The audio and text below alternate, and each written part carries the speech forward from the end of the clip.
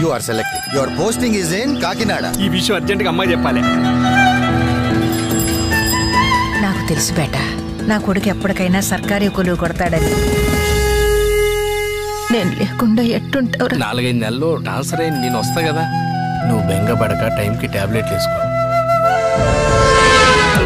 Everybody, he is the Mangalam. Sun lo story of the Sarva Mangalam. మా ఊరు transfer గానికి process ఏంది sir?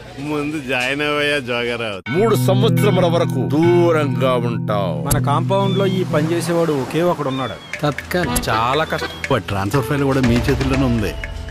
నా ట్రాన్స్ఫర్ ఆల్రెడీ ప్రాసెస్ లోనే ఉంది. ఆ అమ్మాయి నీ జీవితంలోకి వస్తే నీ మనసులో ఉన్న కోరికలన్నీ నెరవేరు.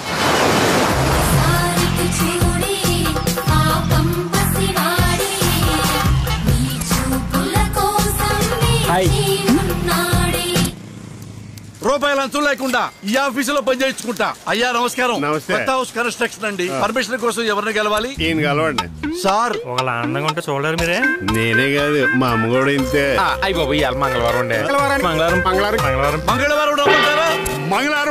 మంగళవారం చెప్తావే. సిస్టమేటిక్ గా పనిచేయించే వరకు ఐ వోంట్ లీవ్. ఓ పిసికేసుకోకరా. అవుదా ఎలాగవుద్ది? నమస్తే పంతులు గారు. ఇప్పటికి 20 చూశాను. అబ్బాయిలు ఏ డిమాండ్ లేకుండా ఒప్పుకుంటుంటే మీ నాటకాలు ఎక్కువైపోయాయి. నువ్వు నా కోసం ఏం కష్టపడక్కర్లేదు, నేనే చూసుకుంటాను. చాలా థ్యాంక్స్ అండి. మా కరీంనగర్ జోకులు.